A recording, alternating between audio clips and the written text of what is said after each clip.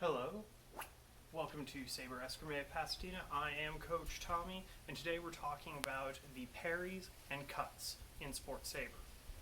Your three main parries are going to be parry 3, 4, and 5.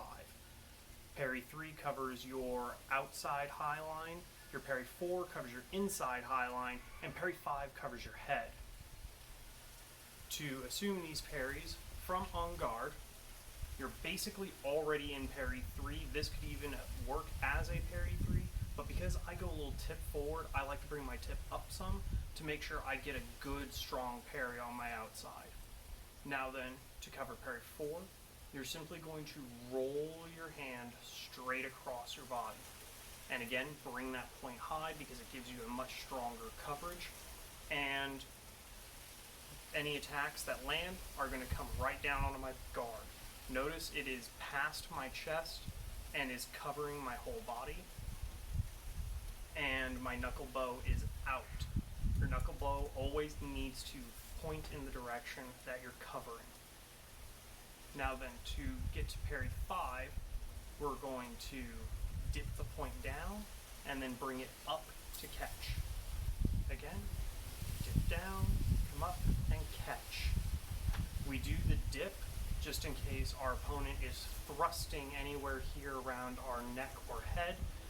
This is going to catch that point and bring it up. And you should have your blade angled either point down or point up in order so that the opponent's blade sheds to one side or the other. Your choice, whichever one you feel more comfortable with. Now then, let's do these parries in profile. So again, parry 3 is here, parry 4 is here, and then parry 5 is here. Parry 3, parry 4, and parry 5. Now then, let's talk about the cuts. If you'll remember from the previous video when I talked about guards, we wanted to keep those bottom 3 fingers very loose. And this is where that comes in. When you're cut, I'm going to use cut 5 as an example here. You're going to extend your arm out, squeeze those bottom 3 fingers, and point with your thumb.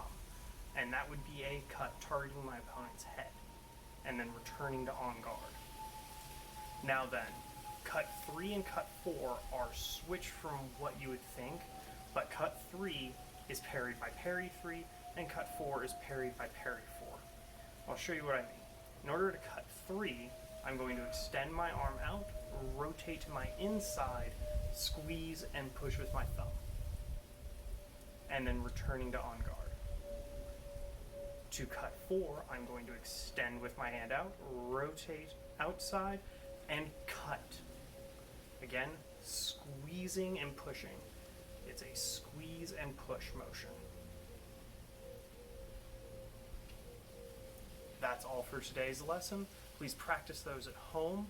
If you need a target to practice, a good recommendation is put your mask on the back of a chair that sits at height where you need it to be. I usually try and aim for the mask to sit, the top of the mask to sit right about at chin height or just above chin height on me when I'm on guard, so that it gives me a good target for what would be right around here on my opponent. If you don't have a mask, you can get an old blanket or a old towel and wrap it around a post at about target height and tie it at the top or bottom to make a improvised pel.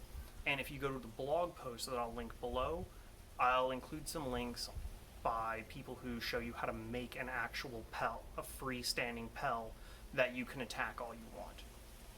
Thank you very much for joining me this afternoon, and enjoy the lessons.